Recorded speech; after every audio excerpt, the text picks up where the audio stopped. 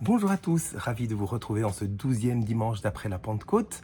Journée splendide, j'espère que vous allez bien. Moi je vais super bien, je suis dans mon jardin tout à fait à l'aise pour vous parler. Et donc c'est super, d'autant plus qu'on va parler d'un sujet extraordinaire qui est Dieu lui-même, qui est l'amour. Quatrième fruit de l'Esprit Saint, souvenez-vous, on est dans cette découverte des 9 fruits des dons de l'Esprit. Et donc le quatrième fruit, c'est l'amour. Alors, ce que j'ai eu dans le cœur pendant toute cette semaine, depuis la dernière vidéo, c'est que nous, en tant que chrétiens et chrétiens catholiques, nous devons nous focaliser sur deux choses. Première chose, eh bien, c'est notre misère humaine. Nous sommes tous misérables. Donc l'homme, l'être humain est un être fini, la finitude de l'être humain. Et donc nous avons vraiment une misère à ce niveau-là. Rien qu'à ce niveau-là, on est misérable.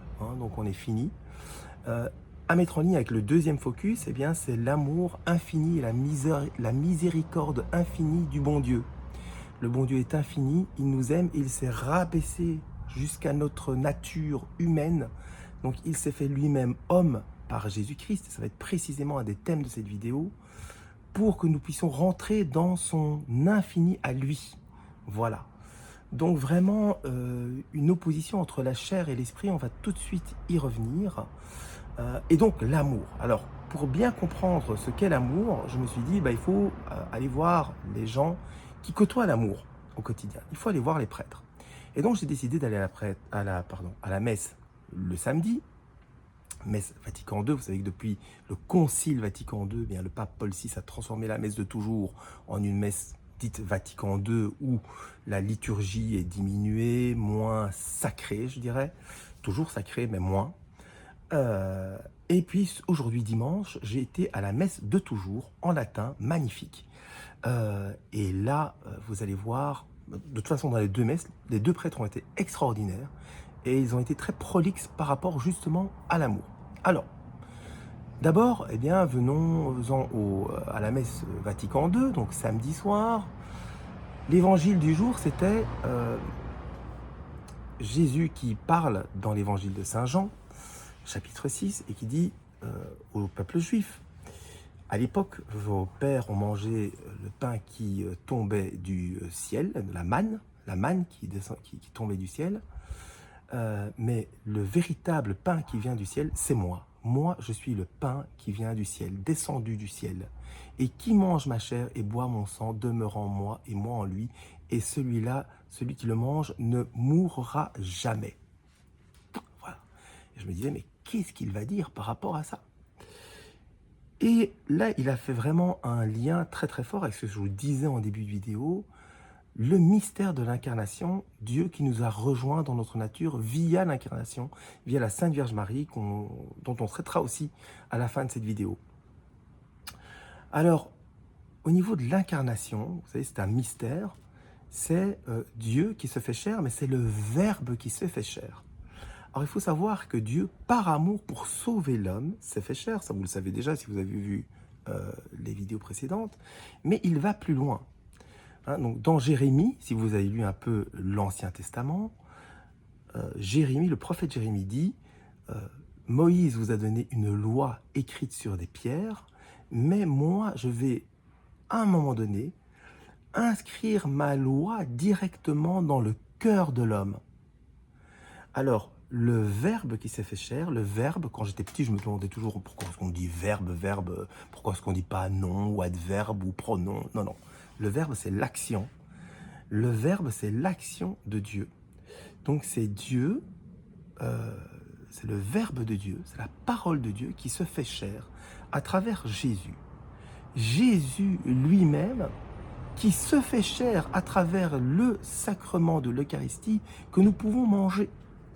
Donc, lorsque nous allons prendre l'Eucharistie à la messe le dimanche, ce n'est pas un bout de pain que nous prenons, mais c'est vraiment Dieu que nous prenons et que nous vivons et que nous devenons.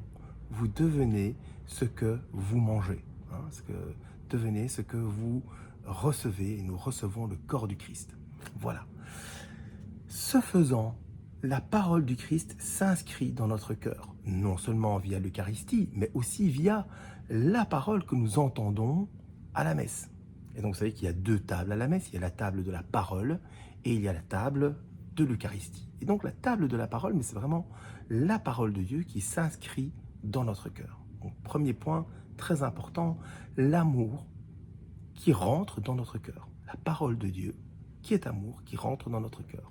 La loi de Dieu qui s'inscrit dans notre cœur. Ensuite, il m'a dit, il nous a dit quelque chose, mais qui m'a profondément touché, c'est que amour et mort ont la même racine. Effectivement, mors en latin, mortris, c'est la mort. Et l'amour, c'est amor. Et amor, eh bien, il y a le a privatif de mors. Et donc, vous le savez que a privatif, c'est comme apolitique. Hein, donc, quelqu'un qui est apolitique, ça veut dire qu'il ne fait pas de politique, par exemple. Eh bien, donc, quand vous êtes dans l'amour, vous êtes complètement à l'opposé de la mort. Vous n'êtes pas dans la mort. C'est pour ça qu'il est très important de rester dans l'amour, évidemment. Donc, rester en Dieu et respecter la parole de Dieu, la loi de Dieu inscrite dans notre cœur. Donc, en gros, ça, c'est ce que j'ai entendu dans la messe Vatican II de ce samedi. Et maintenant, dans la messe de toujours, alors là, c'était extraordinaire, parce que j'ai entendu des choses que je n'avais jamais entendues avant. L'évangile était différent. L'évangile, c'était dans Luc, chapitre 10, si je me souviens bien, et c'était la parabole du bon samaritain. Alors, je vous résume en 2 mots. De quoi s'agit-il? Eh bien, Jésus est interpellé par un docteur de la loi qui va lui poser une question après que Jésus ait dit « Heureux les yeux et les oreilles que vous avez, parce que beaucoup ont voulu voir ce que vous voyez et entendre ce que vous entendez, et ne l'ont pas vu ni entendu. » Et donc, à partir de ce moment-là, ce docteur de la loi dit à Jésus, mais tiens, Jésus, tu es le maître, etc. Que dois-je faire pour avoir la vie éternelle? Et Jésus va lui dire, eh bien, écoute, pour avoir la vie éternelle, tu dois respecter le premier commandement, qui est le plus important, la loi la plus importante, c'est aimer Dieu comme toi-même et aimer ton prochain comme toi-même. Voilà. Et en fait, il lui pose la question. Jésus pose la question, mais qu'est-ce que dit la loi?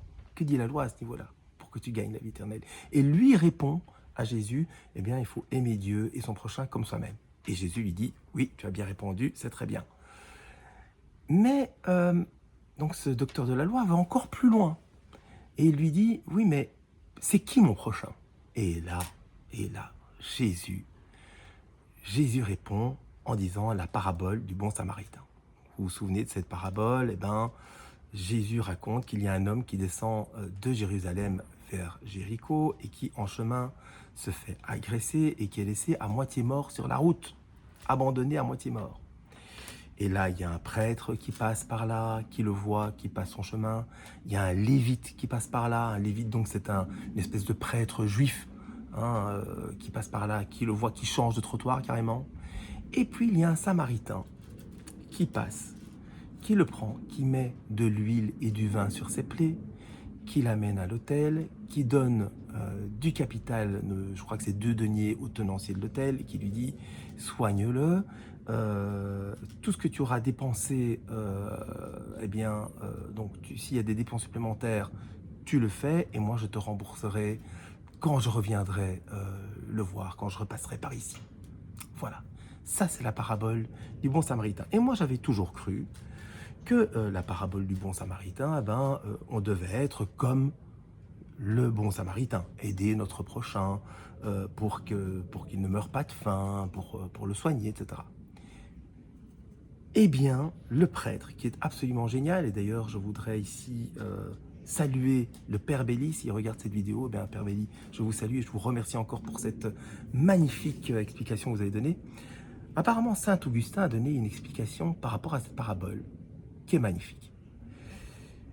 En fait, Jérusalem, il y a un dénivelé entre Jérusalem, qui est à 800 mètres d'altitude par rapport à Jéricho, qui est près de la mer Morte, et donc le fait de descendre de Jérusalem à Jéricho, c'était très mal vu. En fait, c'était un signe de malédiction. C'est vraiment aller vers ce qui est bas, vers la mort, vers la mer Morte. Et donc, aussi un paysage désertique là-dedans. Et donc, il y avait beaucoup de bandits de grand chemin qui agressaient les personnes qui faisaient ce trajet de Jérusalem jusqu'à Jéricho. Et donc, il était en fait pas rare que des gens se retrouvent à moitié morts sur la route. Bon. Et puis, autre fait, bah, vous savez qu'entre les Samaritains et les Juifs, il y avait une espèce de dissension. Alors là, je ne vais pas rentrer dans les détails, mais vous devez juste savoir ça. Alors après, eh bien l'explication c'est quoi? L'homme qui descend de Jérusalem vers la mort, eh bien c'est nous, c'est chacun d'entre nous. Cet homme-là qui est en fait attaqué par Satan, qui lui est le bandit de grand chemin, qui nous tente, qui nous blesse par la tentation et le péché, et puis qui nous abandonne comme morts. Le bon samaritain, c'est Jésus. Jésus qui est le seul sauveur, qui trouve l'homme à moitié mort, qui le soigne en lui donnant l'huile de sa miséricorde, la douceur de sa miséricorde, et qui lui donne aussi eh bien, l'expiation par le vin, le vinaigre, qui pique. Hein, quand vous mettez de l'alcool sur une blessure, bien, ça pique un peu. Donc, voilà. Et donc, le tenancier de l'autel, eh bien, et l'autel, c'est l'Église. Et les tenanciers sont les prêtres, les évêques de l'Église, qui sont chargés de veiller sur les patients que nous sommes jusqu'au retour du Christ. Et je trouvais cette explication absolument magnifique. Et donc, vous voyez tout à fait le lien avec l'amour. Donc, Dieu qui, par le mystère de l'incarnation, s'est fait chair, a rejoint notre humanité, nous soigne. Donc, il est mort pour nous par sa miséricorde et il nous sauve pour que nous rejoignions effectivement son éternité. Autre chose que je n'ai pas entendu à la messe aujourd'hui, mais qui est très clair, et ce que je vous disais aussi, c'est que l'amour est un don. Lorsqu'on entendait, ou lorsqu'on lit la première lettre de Saint Jean, eh bien, Saint Jean nous dit, il nous donne une explication sur l'amour. Et il dit, voici en quoi consiste l'amour. Ce n'est pas nous qui avons aimé Dieu, c'est Dieu qui nous a aimés en premier et qui nous a envoyé son Fils. Dans l'évangile de Saint Jean, chapitre 3, Jésus dit encore, Dieu a tant aimé le monde qu'il nous a envoyé son Fils, non pour juger le monde, mais pour que le monde soit sauvé par lui. Voilà jusqu'où va l'amour. Tout simplement pour vous dire que l'amour est un don. Donc quand vous vous posez la question, est-ce que j'aime? Eh bien, vous devez vous poser la question, est-ce que vous faites don de vous-même? S'il n'y a pas don de vous-même, s'il n'y a pas un sacrifice, et je vais y revenir, s'il n'y a pas un sacrifice, un petit don de votre vie, eh bien, il n'y a pas vraiment d'amour. Alors, le sacrifice ou la croix, peu importe les synonymes que vous donnez, c'est quoi? Est-ce que c'est se flageller? Non, c'est des choses de la vie de tous les jours. Moi, je suis marié, vous le savez très bien. D'ailleurs, je voudrais, une petite parenthèse, mais mon nombre d'abonnés continue à augmenter. Et je me suis dit que quand j'aurai 1000 abonnés, eh bien, j'inviterai mon épouse pour qu'elle vous explique quel a été son chemin de foi. Vous savez qu'elle a été baptisée cette année 2024 à Pâques. Et elle vous expliquera son chemin, mais ça j'attends qu'il y ait 1000 abonnés pour qu'elle vous explique, et je crois que pour vous ce sera un très très beau moment à partager avec nous pour cette vidéo. Soit, je referme la parenthèse. Donc, dans notre vie de tous les jours, eh bien on fait des sacrifices l'un à l'autre. Il n'y a pas longtemps, je disais encore, et je la remerciais, mon épouse, pour tout ce qu'elle fait pour moi. Effectivement, elle fait plein de choses. Elle veille à ce qu'il y ait de la nourriture suffisante et de la nourriture de qualité à la maison. Elle s'occupe de toutes les tâches ménagères, en tout cas la plupart, parce que moi j'en fais aussi. On se rend service l'un à l'autre. Et c'est ça l'amour. Hein, c'est vraiment se sacrifier, parce que je sais qu'elle aimerait plus lire un livre, prendre le soleil sur la terrasse, aller voir une copine, faire des activités qui lui sont propres, plutôt que de faire tout ça. Mais non, elle le fait pourquoi? Pour que nous, notre famille, eh bien, on soit bien. Voilà. Et moi, évidemment, je fais de même de mon côté. Bon, moi, c'est des tâches un peu plus de mec, hein, bon, voilà. Mais voilà, donc chacun, on fait sacrifice de notre personne par amour pour que tout aille bien, en fait. Voilà. Et je vais revenir sur la vocation de la femme, plus particulièrement là-dessus. Là, je sais qu'il y a quelques féministes qui vont réagir, mais j'ai déjà la contre-mesure par rapport à ça. Voilà, donc vous voyez, il y a un don. Et là, je voudrais vraiment aussi parler aux jeunes aujourd'hui. Aujourd'hui, les jeunes font la confusion entre l'amour et le sexe. Alors, j'ai appris avec effarement que 33% du flux sur Internet était lié à la pornographie. Ça veut bien dire que les jeunes notamment, le monde, mais notamment les jeunes, sont perdus et perdent le repère. Qu'est-ce que c'est vraiment l'amour et qu'est-ce que ça a comme différence par rapport au sexe? Ne dit-on pas faire l'amour? Mais en réalité, le sexe, et ça j'ai compris moi-même très très tard, est un aboutissement de l'amour. Ça vient comme aboutissement, comme, je dirais, une marque tangible du don de l'un à l'autre qui est vraiment très fermé, qui est très... fermé n'est pas le bon mot, mais qui est très euh, exclusif. Voilà, c'est pas fermé, mais c'est exclusif. Donc, on ne peut pas donner ça à n'importe qui. Et on le fait dans un cadre très précis. C'est pour ça que j'ai employé le terme fermé, qui n'est pas le bon terme. Mais donc, dans un cadre qui est vraiment très précis, qui est dans le cadre du couple entre un homme et une femme. Un homme et une femme. Voilà. Et aujourd'hui, eh bien, avec tout ce qu'on nous propose sur Internet, eh bien ça, c'est pas de l'amour, c'est, désolé de le dire, mais c'est de la débauche, c'est de la fornication. Donc tout ce qu'on vous propose en dehors du cadre, dont je viens de traiter, dont je vous parle, eh bien c'est de la débauche, c'est de la fornication, et c'est rien d'autre. Alors je suis désolé, il faut dire les choses telles qu'elles sont. J'étais le premier à le faire, donc honnêtement, voilà, je condamne personne, j'accuse personne, mais c'est comme ça. Et donc si vous vous trouvez dans cette situation, mettez-vous en règle. Donc évidemment des relations homme-femme et dans le mariage. Tout le reste vient du mauvais. Voilà. Et comme ça, c'est dit. Et évidemment, eh bien, toute la pornographie vous enferme dans un péché très grave qui peut vous perdre. Donc, attention.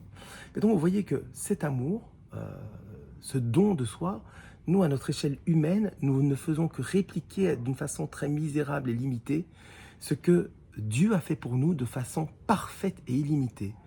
Jésus, en mourant sur la croix, a fait le don total de sa vie et de façon parfaite, parce qu'il a obéi à son Père de façon parfaite, parce que lui qui était parfait est mort de façon injuste, il était innocent, en rédemption pour l'homme qui, lui, pêche vraiment et commet le mal de façon consciente et qui, lui, mériterait la mort. Mais grâce à Jésus, évidemment, eh bien, nous y échappons. Dernier point par rapport à l'amour, eh bien, qui témoigne le plus de l'amour que la Vierge Marie? Bien évidemment, notre très sainte mère, la Vierge Marie. Oui, elle-même qui a abrité en son sein l'amour infini de Jésus-Christ pendant 9 mois. Donc elle a été, comme je vous le dis souvent, il y a beaucoup de vidéos, je le dis dans plusieurs vidéos, et désolé pour nos amis protestants, que j'aime beaucoup, j'ai pas mal d'amis protestants. Je vais revenir dans une autre vidéo plus tard par rapport à ça, mais vraiment, Dieu ne nous a pas donné que lui-même sur la croix. Sur la croix, il nous a aussi donné sa mère. Et il faut savoir que Marie, et c'est une redite de ce que j'ai déjà évoqué, Marie est à l'opposé total de Satan. Satan a refusé catégoriquement de servir l'homme.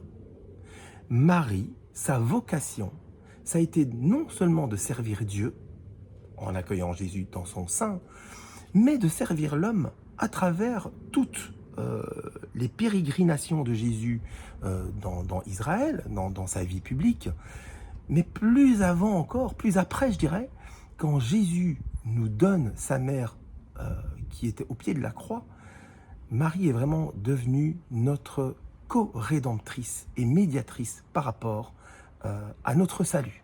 Voilà. Je rappelle Saint Louis-Marie Grignon de Montfort qui disait « Qui n'a pas Marie comme mère n'a pas Dieu comme père ».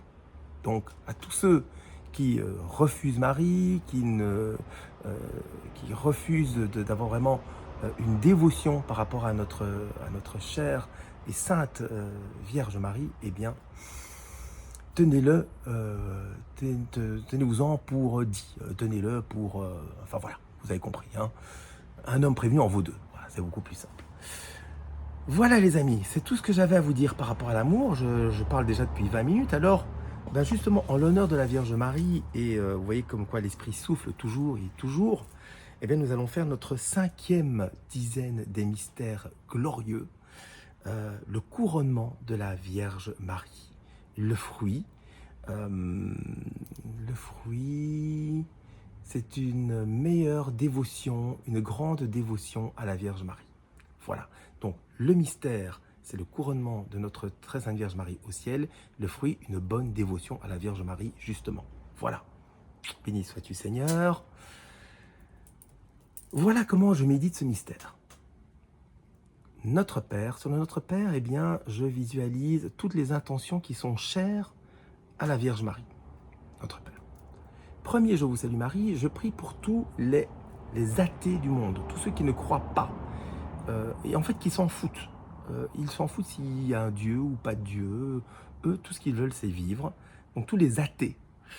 Et notamment à mon ami et ex-patron Wim. Il se reconnaîtra s'il voit ma vidéo. Je ne crois pas qu'il la voit, mais il se reconnaîtra. Donc, pour Wim.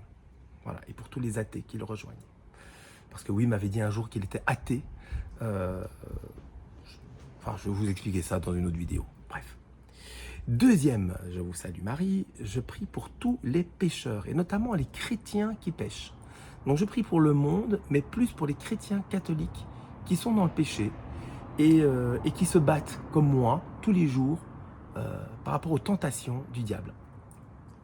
Troisième, je vous salue Marie, je prie pour toute ma famille proche, et je les nomme dans ma tête.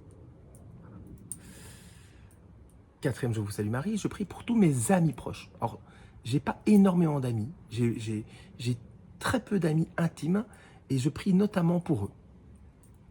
Cinquième, je vous salue Marie, je prie pour nos dirigeants politiques, tous, oui, même Macron, même, je sais pas moi, Alexander De Croo, peu importe, Trump, Biden, Kamala Harris, Poutine, voilà, Zelensky, pour tous, bon, mauvais, surtout mauvais, comme nous tous, hein, en fait. Voilà.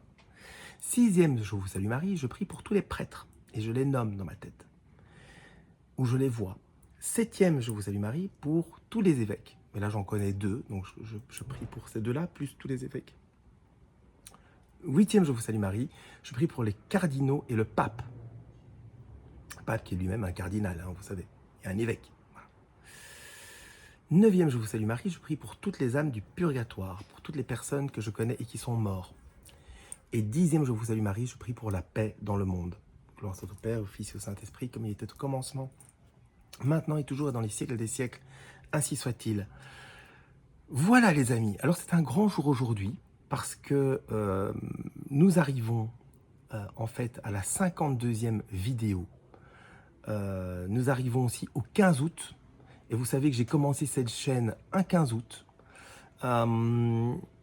Et donc c'est un signe aussi, parce que nous avons fini le rosaire total.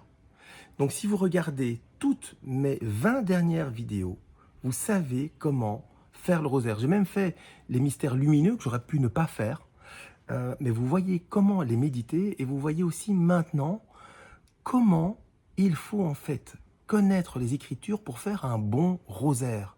Parce qu'en faisant le rosaire, eh bien, vous revoyez toute la vie de Jésus-Christ, de la nativité jusqu'à sa résurrection, et évidemment jusqu'au ciel avec Marie qui est au ciel et qui a été couronnée au ciel. Voilà. J'espère que vous avez apprécié cette vidéo. Je voudrais vous demander aussi, parce que on va continuer bien entendu les fruits de l'esprit, des dons de l'esprit, mais par la suite, ce que j'aimerais faire, c'est lier un thème de la vie quotidienne ou un thème qui vous est cher et le relier à ce que Jésus en dit dans l'Évangile, à ce qu'on en dit dans les Évangiles, dans les épîtres de Paul, etc., dans l'Ancien Testament, dans la Bible, ce qu'on en entend parler à la messe ou pas, et d'en débattre avec vous, ou si ce n'est en débattre, en tout cas, vous communiquer ce que moi j'en sais, et puis voilà, voir vos réactions par rapport à vos commentaires. Donc, évidemment, et maintenant je vous le dis, si vous aimez cette vidéo, eh bien n'hésitez pas à la partager. Si vous voulez être tenu au courant, eh bien abonnez-vous à cette vidéo, c'est vraiment pas obligatoire, encore une fois, hein, mais si vous voulez, ben, faites-le. Mais surtout, laissez-moi des commentaires, quel est le thème que vous aimeriez aborder aujourd'hui pour voir ce qu'on en dit dans la Bible et ce que Jésus en pense. Voilà, je vous souhaite encore un excellent dimanche, merci d'avoir regardé cette vidéo et je vous dis à la semaine prochaine.